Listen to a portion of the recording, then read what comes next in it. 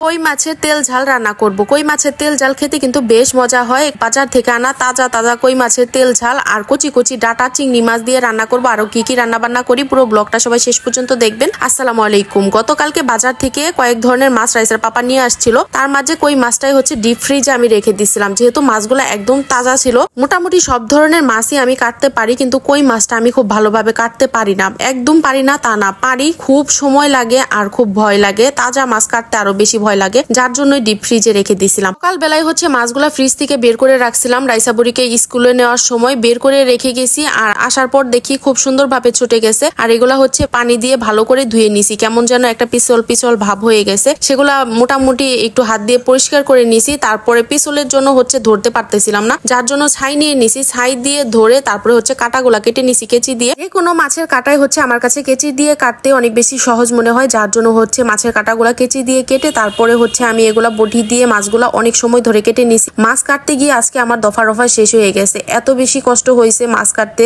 কই মাছ যেহেতু আজকে বের করে নিছি, তাই ভাবলাম আজকে হচ্ছে কই মাছের তেল ঝাল করব। তার জন্য হচ্ছে কই মাছই আজকে রান্না করার জন্য নিয়ে নিলাম, আর অন্যান্য কোনো মাছ আজকে নিব না। তো এইখানে হচ্ছে আমি বেগুন নিয়ে নিছি, বেগুনগুলা ভাজা করার জন্য। আর গতকালকে যে 2 মুঠা শাক নিয়ে আসছিল, ডাটা শাক, সেখান থেকে হচ্ছে 1 মুঠা কালকে রান্না করছিলাম, আর 1 মুঠা আজকে রান্না করে নিব। ডাটাগুলা একদম কচি কচি ছিল, আর এই ডাটাগুলা দেখার পর মনে হচ্ছিল চিংড়ি মাছ দিয়ে রান্না করলে এগুলা খেতে বেশ মজা লাগবে। আর তাই করলাম, শাকগুলা আলাদা করে নিলাম আর ডাটাগুলা হচ্ছে বেছে বেছে আলাদা করে নিলাম, সাথে কিছু আলুও কেটে দিয়ে দিছি। এগুলা হচ্ছে চিংড়ি মাছ দিয়ে রান্না করব। আর বেগুনগুলো আগেই মাখাই নিছি, আর বেগুনের উপরে আমি কিন্তু একটু ছোট ছোট করে ঘর ঘর করে কেটে নিছি। এতে করে বেগুন ভাজার ভিতরে মশলাটা খুব সুন্দরভাবে ঢুকে খেতে ভালো লাগে। শাক সিদ্ধ করে হচ্ছে নামাই রেখে দিছি, এগুলা পরে বাগার দিয়ে নিব। আর এদিকে বেগুন ভাজাগুলো আগে করে নিতেছি, তারপরে হচ্ছে কই মাছের ভাজাগুলো করে নিব।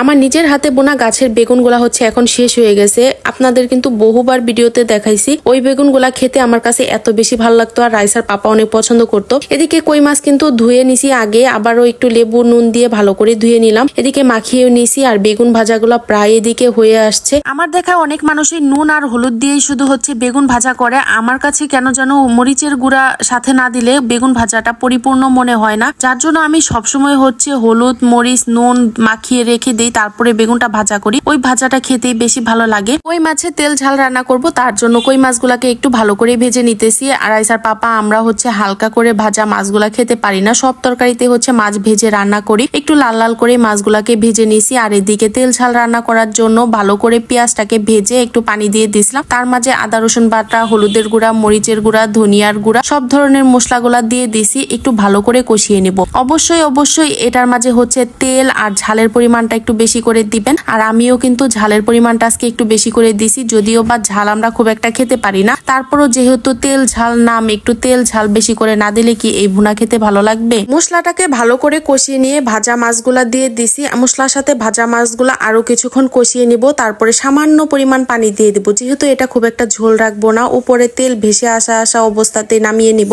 তো এখানে হচ্ছে ঢাকনা দিয়ে ঢেকে অল্প আঁচে হচ্ছে এটাকে আমি বসিয়ে রাখবো। ঢাকনা তোলার পর হচ্ছে কিছুটা পরিমাণ উপরে জিরার গুঁড়া দিয়ে দিব, আর বেশ অনেকগুলা কিন্তু আমি কাঁচামরিচও দিয়ে দিছি। এখন আমার এই ভুনাটা হয়ে গেছে, আর গরম গরম ভাতের সাথে এটা খেতে যা লাগে, আর আমার কাছে বেশ ভালো লাগছে এই ভুনাটা আজকে। রাইসার পাপাও পছন্দ করছে। আর কই মাছগুলার ভিতরে ডিম ছিল, ডিমগুলা খেতেও ভালো লাগছে। সেদ্ধ করে রাখা ডাটা শাকগুলা হচ্ছে বাগার দিয়ে দিব। থেতো করে রাখা রসুন, তারপরে মরিচ, পেঁয়াজ ভালো করে তেলের উপর ভেজে নিয়ে তারপরে ডাটা শাকগুলা দিয়ে দিলাম, আর বেশ অনেকগুলা কাঁচামরিচ দিয়ে দিছি। এতগুলা কাঁচামরিচ দেওয়ার পরেও হচ্ছে শাকটা বেশি একটা ঝাল লাগতেছিল না, মনে হচ্ছিল হাইব্রিড কাঁচামরিচ, যার জন্য খুব একটা ঝাল হয় নাই।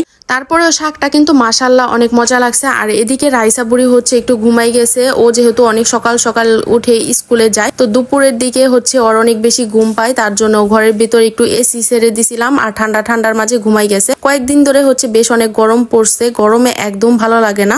ডাটাগুলা যে কেটে রাখছিলাম সেগুলা তো চিংড়ি মাছ দিয়ে রান্না করব, আগেই বলছি, তার জন্য এখানে মশলা একদম সামান্য পরিমাণ করে দিয়ে দিছি। কাঁচামরিচের পরিমাণটা একটু বেশি করে দিয়ে দিব। আর ডাটার তরকারিতে মনে হয় মশলার পরিমাণ একটু একটু কম করে দিলেই ভালো লাগে। সব তরকারিতে কিন্তু মশলার পরিমাণ বেশি দিলে ভালো লাগে না, কিছু কিছু তরকারিতে একটু মশলা কম করে দিলেই সেটা খেতে আরো বেশি ভালো লাগে। মশলার সাথে চিংড়ি মাছটাকে খুব ভালো করে কষিয়ে নিছিলাম, আর সেই কষানো মশলার মাঝে ডাটা আলু দিয়ে দিছি, আর ডাটা আলুটাকেও খুব ভালো করে কষিয়ে নিছি। এদিকে ডাটাগুলা একদম গলে গেছে, আলুটাও প্রায় সিদ্ধ হয়ে আসছে। এখানে পরিমাণ মতো পানি দিয়ে দিলাম, ঝোলের পানিটা ভালো করে ফুটে আসলে রান্নাটা হয়ে যাবে। আর জিরার গুঁড়া কিছুই দেবো না। এদিকে সন্ধ্যার দিকে রাইসা বুড়ি আর আমি বসে বসে বাদাম খেয়ে নিতেছিলাম, কিছু বড়ই আচার নিয়ে আসছি, বুড়ি এদিকে ভাগাভাগি করতেছে।